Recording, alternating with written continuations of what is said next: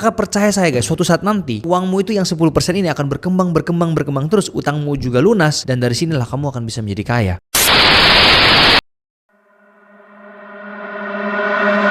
Nah, makanya sekarang di video kali ini saya akan bahas konsep 10% dalam mengatur keuangan sehingga kalian bisa keluar dari kemiskinan, kalian bisa keluar dari jebakan hutang itu, dan kalian bisa menjadi sukses. Oke, jadi ini 10%. Kenapa kita pakai angka 10% di sini? Karena angka 10% ini itu adalah angka yang tidak pernah menjadi masalah untuk sebagian besar orang. Nah, jadi gini konsepnya. Sebelum kalian membeli atau membelanjakan duitmu terhadap apapun itu, kamu harus pastikan bahwa uangmu itu ada 10% ekstra dari harga barang tersebut. Nah, kemudian 10%-nya ini itu hanya bisa kamu pakai untuk sesuatu yang bisa mengembangkan duit 10% ini lagi. Jadi 10% ini tuh nggak boleh habis, nggak boleh berkurang nilainya, tapi harus bertambah secara terus-menerus. Nah, jadi simpelnya gini, misalnya kalian sudah dapetin gaji nih, anggaplah gajimu 5 juta rupiah. Langsung sisihkan 10% ini ke samping, nggak boleh disentuh, nggak boleh dipakai apapun, berarti 500.000 udah langsung tersimpan untuk sesuatu yang bisa mengembangkan uang ini lagi. 4,5 jutanya terserah. Hal-hal apa saja sih yang bisa mengembangkan uang? Misalnya kalian berinvestasi,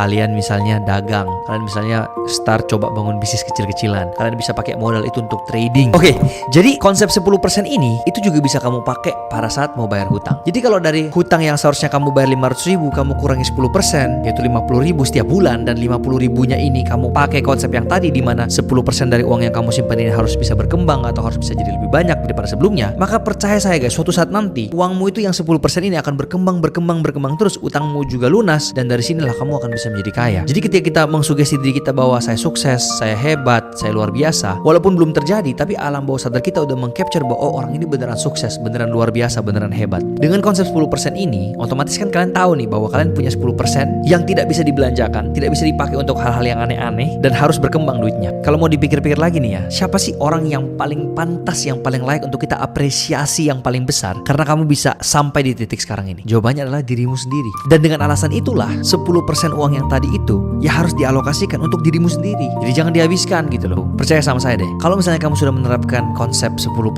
money management ini dengan konsep compound interest ya, atau bunga berbunga. Jadi 10%-nya nanti kamu tabung lagi di sini, masukin lagi 10%, nanti dari pemasukan mana kamu masukin lagi 10%, kamu mau belanja apapun kamu langsung taruh lagi 10% dari sini. Nah, dia kan nanti bunga berbunga, dan dari gede, dan dari 10% yang tertumpuk ini kamu investasikan, kamu putar lagi, nanti ini akan jadi besar banget.